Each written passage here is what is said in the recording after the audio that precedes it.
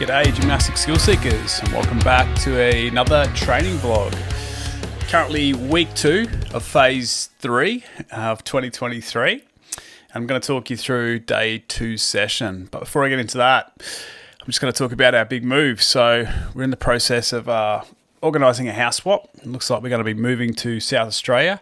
So we're busy packing this week, cleaning up the house, packing up the gym, which I'm going to take with me, by the way, just trying to get organised. So we're going to make a bit of an adventure of it. We're going to be taking a few weeks to get down there because it's about a 4,000 kilometre drive. Just going to be catching up with friends and family along the way and doing my best to keep up with the training. But we're going to see how this goes because there's a lot of Ks to be covered and a lot of days where I'll be driving. So if things don't go according to plan, where I'm planning to train, then might have to put this phase back a little bit, like take a week off and then resume with training. But fingers crossed, we'll sort of see how we go. One of the cool things about all this gymnastic stuff is it is possible to travel and to continue to train with minimal equipment. I will be taking my portable pull-up bar, so I'll have the ability to be able to set that up if I need to, but also looking for parks and playgrounds and trees and different things to hang the rings on or places to sort of train. So a bit of an adventure and just sort of see how things go. Anyway, that's the adventure ahead in terms of living and travel. Let's get stuck into the current day. So day 2 of training, it's a mix of pancake flexibility today. And then I'm also working on some straddles, some front levers, and a little bit of planche in today's session. So let's get stuck in. So starting with this 90-90 hip internal rotation, it's a mix of overcoming isometrics and also lift-offs. So the idea is we sit in this sort of 90-90 position and we're pushing against an immovable object. So here I've just got like a dumbbell set up on top of some yoga blocks and I'm really trying to work the hip internal rotation. Keeping the torso upright as possible and just getting the small, deep hip capsule muscles to work and internally rotate that rear hip. So it's 3 times 10-second isometric holds. So these are the overcoming isometrics. Then we take the weight off and we start to do repetitions here of just lifting the leg through hip internal rotation as high as possible. So I feel that my left leg is a little bit better than my right. My right seems a little bit tighter. So there's definitely work to be done to balance them out.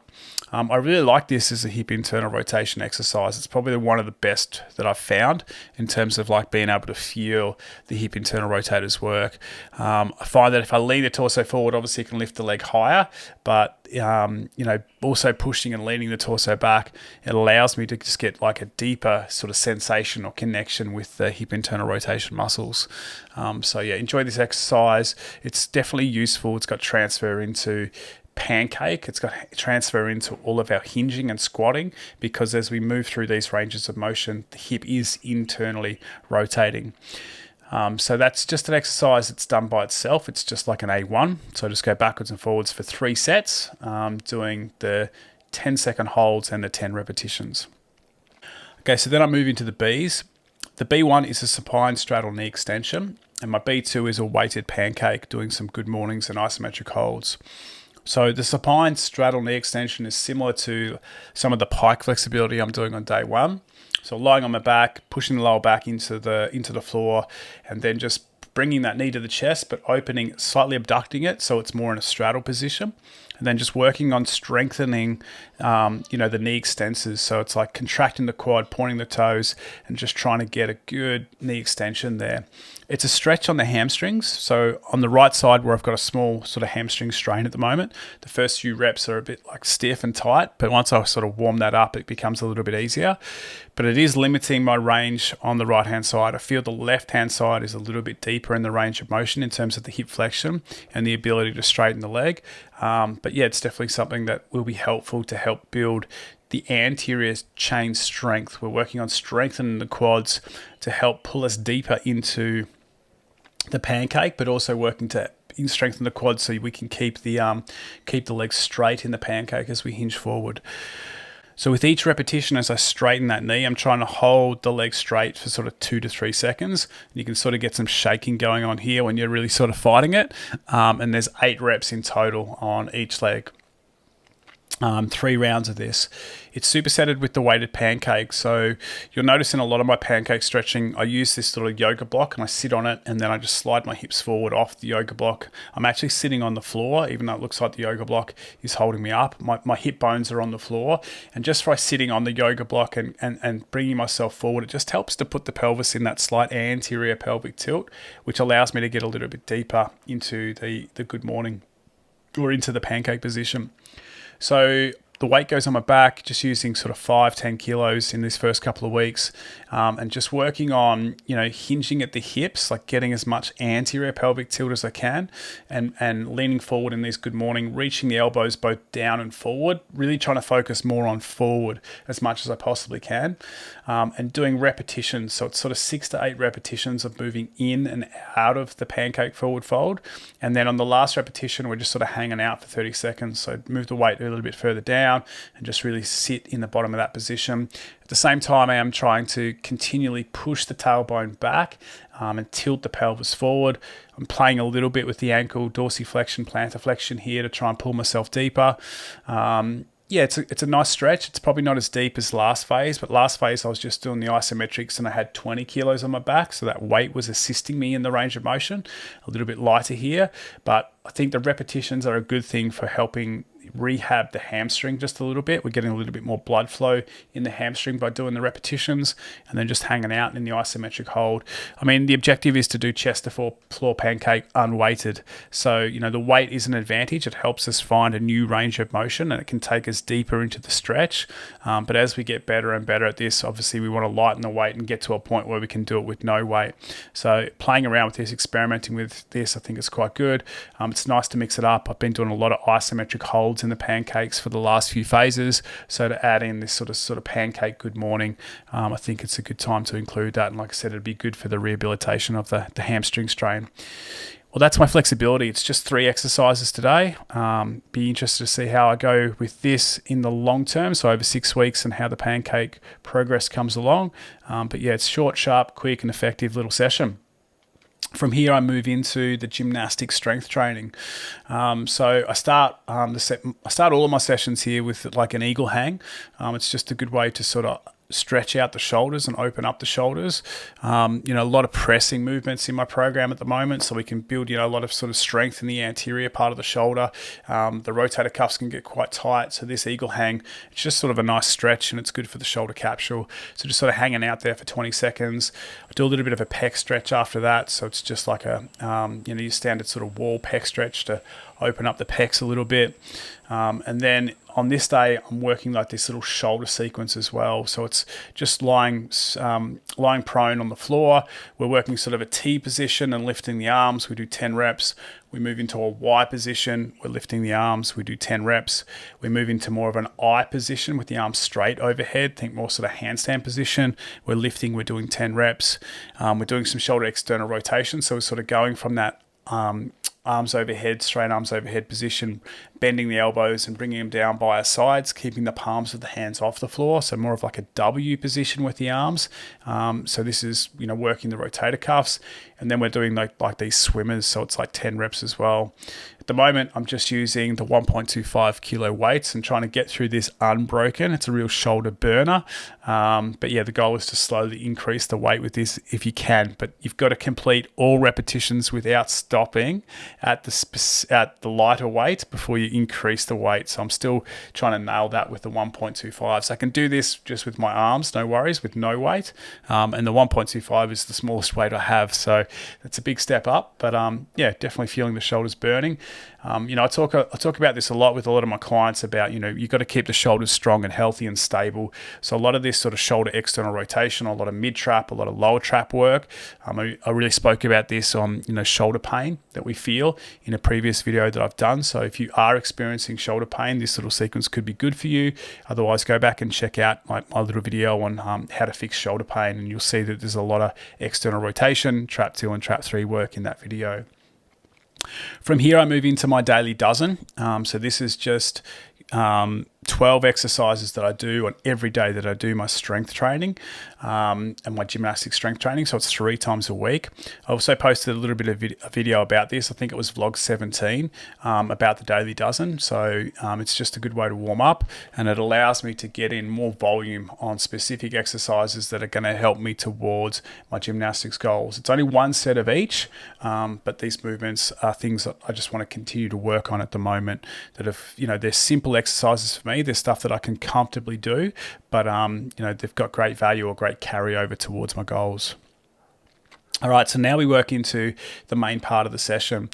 My A1 and A2. A1 is an L-sit swing to straddle planche, and my A2 is concentric front levers. So this little L-sit swing to straddle planche is a challenging little exercise. It's very sort of fast. You start in this L-sit and the idea on the P-bars, and the idea is to swing through and open up into a straddle planche. You've got to really lean the shoulders forward, press down into the P-bars nice and hard, and really try to lift those hips up and kick those legs out. And then if you can hold that or pause there or feel that position for a millisecond maybe, and then swing back through to the L-sit again. And we're doing this for 3 reps if we can. It's a fun little exercise. It's all about leaning the shoulders forward and continuing to press down into the P-bars. The further forward you can lean the shoulders, then the easier it sort of feels to hit that straddle position. It's very fast, so there's a lot to think about in a short period of time, and the technique sort of needs to be pretty dialed in. There's been a few times where I've swung back forward into the L-sit and just ended up falling on my backside. So it's always entertaining. But although this exercise is fast, you are spending time in the straddle planche, and you are starting to realize the lean, how far forward you have to lean with the shoulders. So it's definitely got good carryover to the planche training. A lot of strength in the wrists, a lot of strength in the forearms, a lot of strength through the elbows and shoulders here. A lot to think about in terms of the timing and sequence. So it's a fun little drill. Quite enjoying it. Hopefully going to get a lot better at it in the 6 weeks ahead. That's supersetted with concentric front levers. So again, I've been playing with the false grip here, trying to maintain my false grip, which is definitely getting stronger. So we just start in sort of this dead hang position, and then I'm sort of hoping to hold, sort of this advanced tuck, and then do my concentric front lever pulls.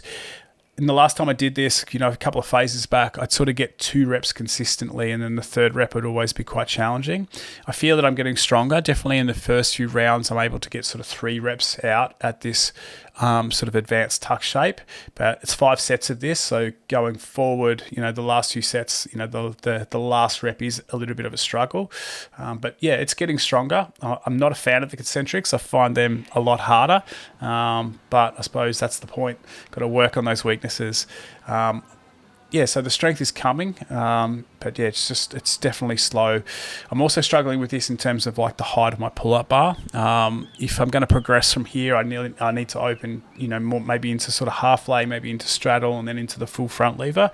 So I'm going to have to do something about the height of my pull-up bar, or maybe find a good tree I can hang the rings off as I sort of start to progress with this. Not a huge concern right now because I'm stuck at the advanced tuck position, but once I can nail 5 sets of 3 here, then obviously the objective is to open up into a harder shape. So that's 5 sets of those 2, the L-sit to straddle planche and the concentric front levers, 3 reps of both. My B exercise today is just a solo exercise. It's just the straddle planche and it's band assisted. I'm doing 5 sets of roughly 8-second holds. So yeah, using a couple of bands here. Maybe the first set I'm using 3 bands, and then sort of make the bands a little bit less to really challenge myself for that 8 seconds. This exercise has come a long way in the last sort of 3 phases. Really starting to feel a lot better in terms of my shape and in terms of holding that sort of that straddle planche.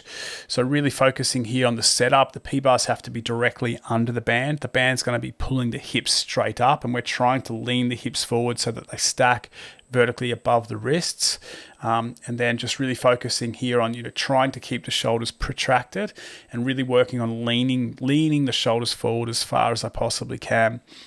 Less piking at the hips now. So in the first few phases of this, I was piking at the hips more just to try and get the position and build the strength. Now I can open the hips and extend the hips, keep the legs straight, and geez, the pump on the shoulders is like nothing I've ever felt before. So I'm definitely leaning further forward than I ever have before. And just in that 8 seconds, like you really feel, the force or the pressure being put into the shoulders with this one. So I'm very happy with how this is going. Sort of 6 to 8 seconds is where I'm at with this right now. So hopefully just start to build on the hold times here. It's a fun little exercise. I can see how it's going to really help me with the straddle planche moving forward. There are some other exercises, we can do here that I play around with in terms of the straddle planche, and it's building the strength of the posterior chain. It's actually in some of my warm-ups where I'm just doing like this straddle arch. So it's like you lie prone on the floor and you put the legs out in this straddle position and you lift the legs off the floor by contracting the glutes, keeping the quads tight, and just really sort of holding that straddle position there. Sometimes I can do this on the bench and I feel it gives you a little bit more range to play with, but it just burns the glutes, burns the lower back. We can do repetitions of this, or we can do isometric holds, but it's a great way to strengthen that posterior chain that will carry over well into planche training. So that's it for today. It's pancake flexibility, it's the planche training, and the front lever training. Thanks for watching. Hope you find these sessions interesting. Any comments or feedback, let me know. Any questions, let me know. Just throw them below. And until next time, happy training.